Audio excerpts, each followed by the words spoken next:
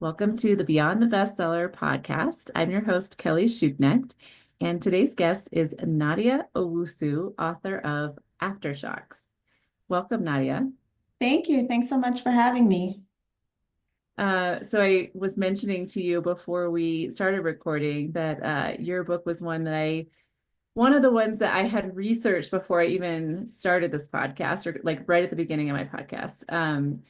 And your book it had caught my attention, and I also mentioned my podcast. I don't have a lot of memoirs on, but yours had caught my attention, and I wanted to share your story. So thank you. So I'd love to just start out by having you tell us about Aftershocks. Sure, happy to do that. And thanks again for having me on the podcast. Aftershocks is a memoir. It is also a cultural history, and it sort of weaves together threads of my own personal history and story with threads of sort of the history of the colonization of Ghana, where my father is from, the history of the Armenian genocide, which my mother's grandparents survived. Histories of the United States, histories of other places that I've lived, Uganda, Ethiopia, Italy, that sort of make up my life world. I grew up very internationally. My father worked for the UN. My father was from Ghana. My mother's Armenian American.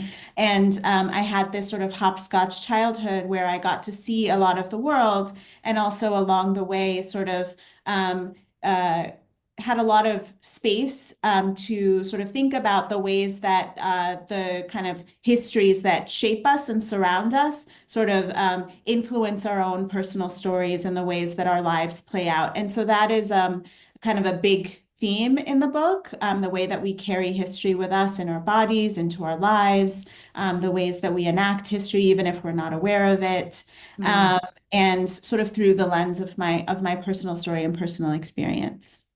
So I want to touch on that thing that you just said. So the ways that we I don't know how you said it, but enact history, whatever, even when we're not aware of it. So how do you have an example of that? Like how do people do that? Like how are we carrying out history without even like really knowing that we're doing that? Sure. Yeah. I mean, I think that there are ways that we all exist within time and place, and like the places that we come from and the places that we live in are shaped by their unique histories and stories. And that has sort of those histories have an impact on the way that people see themselves in the world as people, and the way that they interact with other human beings. And so I think, like one of the things that I reflect on in the book, for example, is the way that the history of the African diaspora or Blackness in general is interpreted in different places at different points in time. And so, as a Black woman, my identity shifts depending on where I'm living. I've always been Black, but being Black is not the same thing living in Ghana as it is living in the United States, for example. And like my experiences of my own sort of identity are shaped by the histories and stories in which I live. And so I think that that's just something that I've always been aware of because I moved around so much. I lived in many Mm-hmm. countries, and so I was aware of the ways that I was interpreted differently, or the ways that my life shifted, or the ways that people interpreted me shifted depending on the histories that the folks around me had been raised in and the stories that they were raised in. But another example of sort of what I'm talking about is I was raised by my father's side of the family. My mother left when I was very young, and I was raised by my father. And so there was a whole history to which I was deeply connected, the history of my Armenian ancestors that I wasn't fully aware of, that I didn't grow up in, that I didn't grow up Yeah. understanding. And yet that history had really profoundly shaped my life. And in fact, one of the memories that I share in the memoir is hearing a story from my father about how my mother's grandparents had survived the Armenian genocide and their journey coming to America as immigrants, and having lost everything, including their connection to home, their sense of who they were in the world, and having to start over in a new place. And that profoundly shaped my family. And so even though I wasn't raised in that story, and even though I was raised sort of estranged from my mother, in some ways that estrangement was a part of the estrangement from from the place that my family came from, and that was passed down sort of through generations, that kind of grief and form of estrangement. And so that was another example of it, that even when you're not sort of fully consciously aware of history, the way that it shapes you and the way that you carry it into your own experience. I love that. What is the significance of the title? I feel like I'm catching on to that and what you're talking about, but can you tell me kind of where that title came from? Sure. It started from a very sort of like personal place, as many of the kind of larger explorations in the book, they start from sort of a personal realization or a personal place. And so there's a story in the memoir, which is sort of another one of the memories that sort of, we all have these memories that we return to over and over again. And for me, one of those memories was when I was around 7 years old and I was living in Italy with my father, who was stationed there, and my stepmother. And younger sister and brother. And my mother, who I hadn't seen since I was very small, showed up on our doorstep Oh, one day, kind of unannounced, on the same day that a catastrophic earthquake destroyed a city in Armenia. And that morning, my father always listened to the BBC World Service, and so he had been listening to the radio, and there was the newscaster was talking about this catastrophic earthquake in Armenia. And then on the same day, my mother showed up on our doorstep. And, again, I wasn't deeply connected to the Armenian side of my family. It wasn't a history that I lived deeply within. And yet I knew that my mother was Armenian. And so somehow, sort of that earthquake and the earthquake of my mother mm, out of nowhere, and then leaving again, she left the same day, sort of conflated in me and caused sort of like personal tremors, as well as sort of the larger historical tremors. And so that's so much of what the book is about, is the ways that sort of the seismic tremors of history that we're all shaped by, and our own personal griefs and struggles, are intertwined. And so that's where the title comes from. And the book is sort of structured around the kind of process of an earthquake. So mm, foreshocks, main shocks, aftershocks, and that's sort of a framing mechanism, because the book is not totally linear, although there are linear aspects of it. But through the stages of an earthquake, I sort of explore the stages of grief, the stages of estrangement, and the different sort of political and social forces that have shaped my life. wow.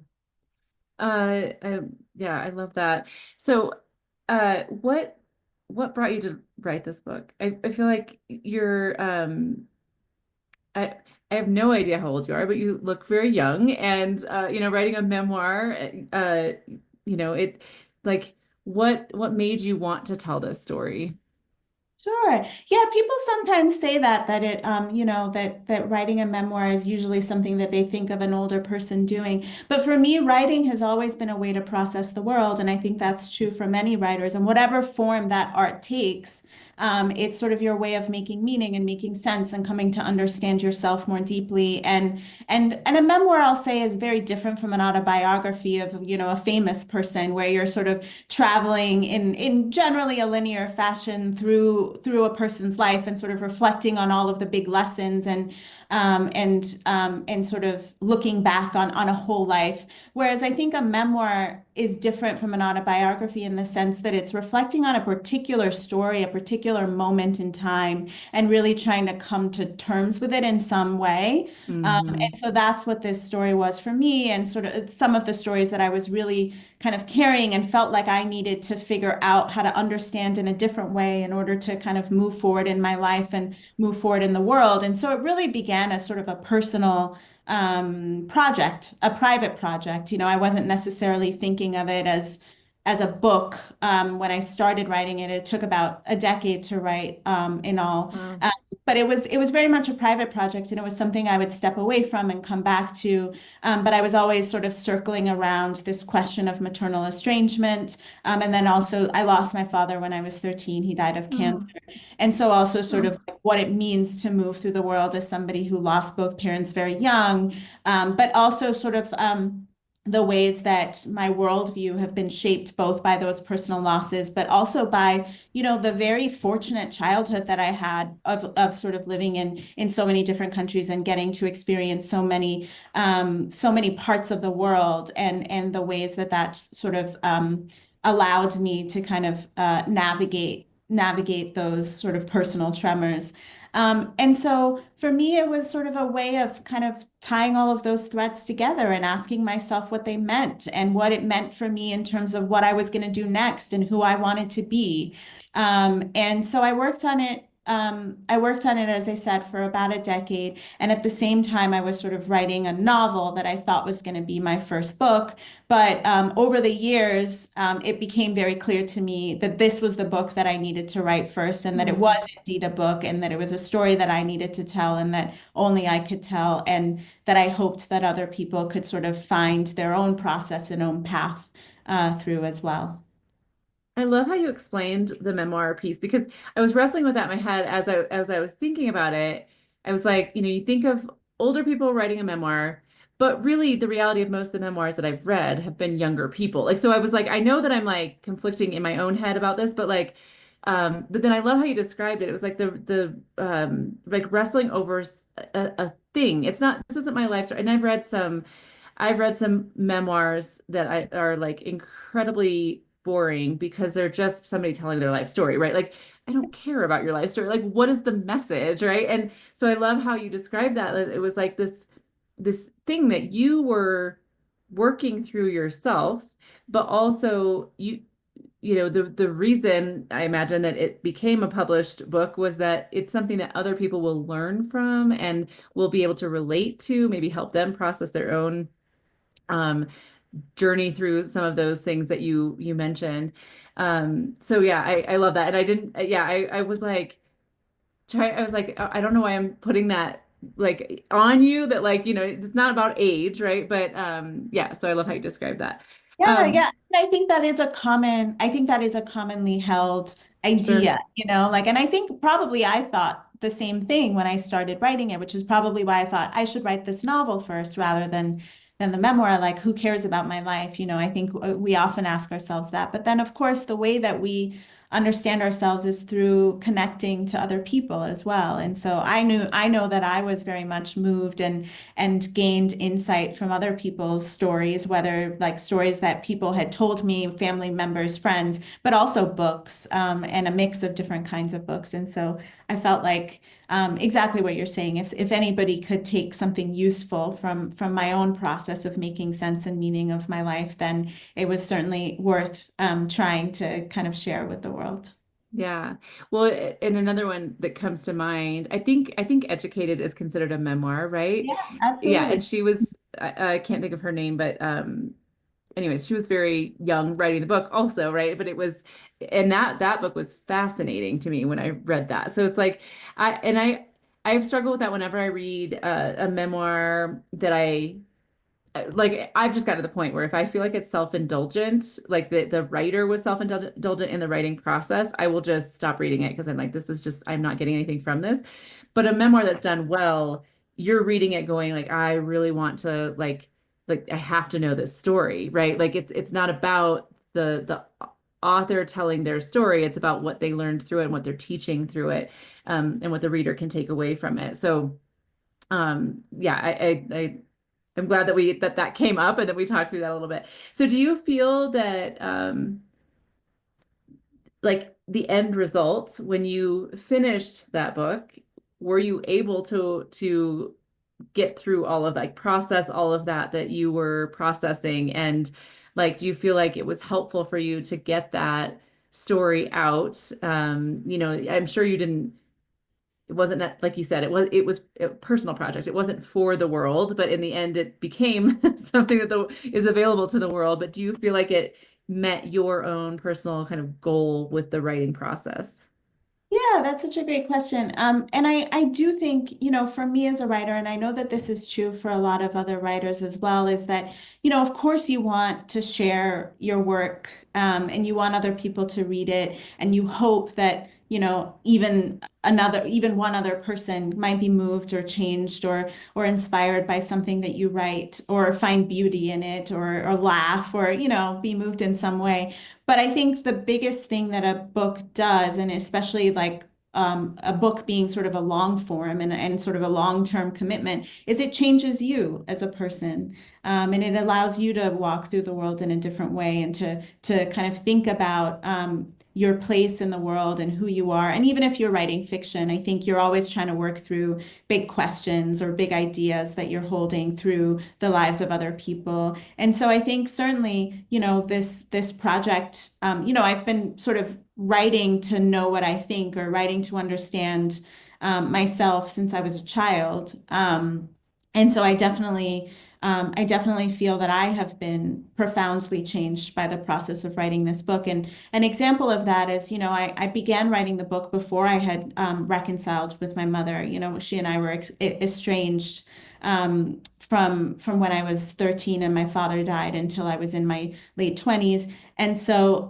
through the process of writing the book, one of the things that I was trying to understand was sort of her choices and the ways that that Mm, estrangement had been impacted by her experiences and the things that she had lost, and sort of her family history of genocide, and the impact that that had had on her family, and her own sense of sort of connection and meaning, and depression and anxiety, which are also things that I have struggled with myself. And so I think through the process of writing and trying to understand those histories, I also sort of found myself, although not in like a direct way, but I found myself moving towards sort of reconciliation and forgiveness, and asking myself different kinds of questions. And so it was hugely helpful in us finding a way to have new conversations and to move into a different kind of relationship with each other. And I think that that's one of the things that writing does, is like you can only be sort of in one mode, like the sort of anger, resentment. That's not so interesting on the page. It won't sustain you for long. And so you're sort of like moving through questions, and sort of being more rigorous about sort of what you want to hold yourself accountable to, and who you want to be on the page, but also off the page. mm. Were so how can I ask this? How is your relationship with your mom now? Have you been able to get past any of that anger, hurt, any of those feelings, and have a good relationship with her now? Yeah, we're in each other's lives. I think like with any relationship, it's a daily choice and it's a daily process, and forgiveness is not a one and done thing. It's ongoing, and you make that Mhm. commitment together to move through things together, and to kind of have different sorts of conversations. But yeah, we are in relationship, and we're sort of figuring it out. Yeah, yeah. Well, I mean, it's good to hear. So I'm curious about just the book itself. How did you like, so you said it took 10 years ish to write it. How did you approach that writing process? Was it, you'd mentioned like worked on it a bit and then kind of left it, whatever, but you had a very systematic, or it sounds like the approach, like the book is very well thought out, like the themes in the book and how you approach the structure of it. So how did you approach that when you were doing it kind of over that period of time, and like coming back to it, and like how did that writing process go for you? Yeah. Yeah. So, I mean, I think actually not thinking about it as a book was really freeing in a lot of ways, because I really was writing into these questions. And so the themes and the structure sort of revealed themselves over the years through the writing, without me sort of like fretting about, how is this going to come together, or will this make sense to anyone? I really had Hmm. freedom to play and experiment. And that really was the spirit that I came to it in. And so I think the writing process was one of deep commitment. It was something that I worked on over, as I said, a long period of time, and that I spent many, many hours on, sort of returning to, I would, as I said, I would sort of set it aside sometimes, but I would always be pulled back to it. Even as I was working on other projects and writing other things, I would always find myself coming back to it because the questions were so urgent and necessary for me in my life. And so often I would start with a question to kind of respond to your interest in sort of how I structured the writing process. I would often start with sort of a question or a memory. And from either of those places, then it would sort of allow me to go into these larger meditations and make connections that I wouldn't necessarily have made otherwise. And so I just Mm. sort of allowed myself to do that very intuitively, not necessarily thinking about how it was all going to come together.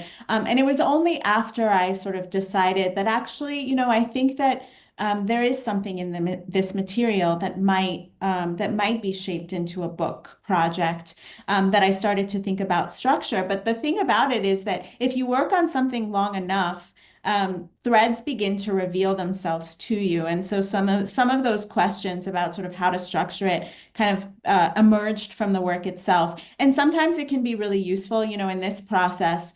I had accumulated a lot of pages and I was sharing work with other writers, and I shared it with a friend of mine who pointed out to me, because I wasn't totally aware of it, but she said, there's a lot of earthquake metaphors in here.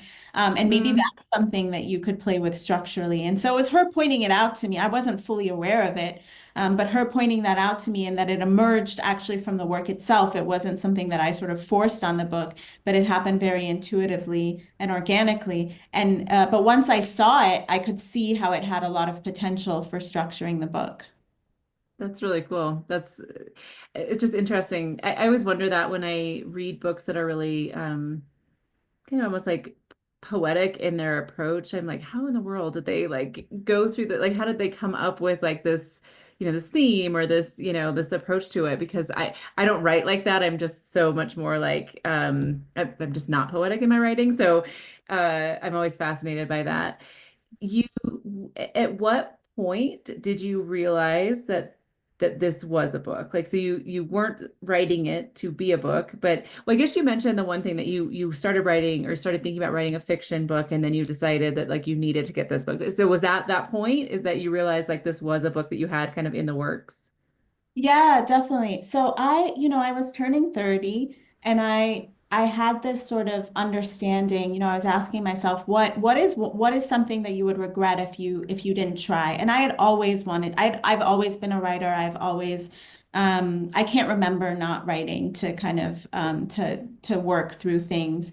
And so, but I didn't think that it was very practical as a career. I didn't know any writers. I had to pay my own way through college. It just didn't seem like something that made sense for me. But as I was approaching 30 and sort of my life was more settled, and I felt like, what if I gave myself the opportunity to try to take this seriously, to take this art form and not that I wasn't taking it seriously before, because I was deeply committed to it. But what if I allowed myself to have some kind of external aspirations for this practice that I've had all of my life? And so at that point, when I decided that I was sort of going to take it seriously, I think because of some of the questions that you raised about sort of memoir and autobiography and sort of my own kind of imposter syndrome and like insecurity around Yeah. whether anybody would actually care about my life. When I decided that I was going to do an MFA, I went in thinking I was going to write fiction. And I do write fiction, but like it's funny because I had spent a decade, working on this nonfiction project, on this private project. But when I went into the MFA, I thought that, I should be writing a novel and that like there was something more legitimate about that, or like that made more sense for me to take on. But actually a deadline came along and I had nothing, like I was really struggling with the novel project. And I think in part because I was trying to fictionalize the events of my life. And I think you can Mm. tell deep truths in fiction. But I think in this particular instance, because I was being so honest in the nonfiction project, and then the fiction project was like a sanitized version of it, that it wasn't working. It just wasn't working. And I couldn't figure out at the time, like I didn't know that at the time, but I just knew that it wasn't working. And I was in an MFA program. I had decided that that's what I was gonna, the gift that I was gonna give myself to take my writing seriously. Although I think that there are many things that you could do other than an MFA, but that was just what came to me. But I had nothing to send to for my workshop, because I was not willing to send, pages of this fiction project that I didn't feel good about. And so I packaged some of the memoir and I sent it, to my teacher, and she said, set aside the novel project. This is what you need to be working on. And I Mm. think like that gave me some confidence that there was something to this story that expanded beyond sort of my own wrestling on the page. And for people who don't know, what does MFA stand for? It's a master's in fine arts. So I did a master's in fine arts in creative writing. Yeah. Thank you. My I my mom listens to my podcast and she has called that out that there's t times where people will say things that she's like, I don't know what they're talking about. Can you make sure so as soon as you said that, I'm like, okay, there's a good example. I have to get you to say what it is. I had somebody on early on that was talking about the M&A process, mergers and acquisitions, and my mom at the end of it was like, I have no idea what she was talking about. So Absolutely. Yes. There's so much jargon in everything. yes, yes. So thank you.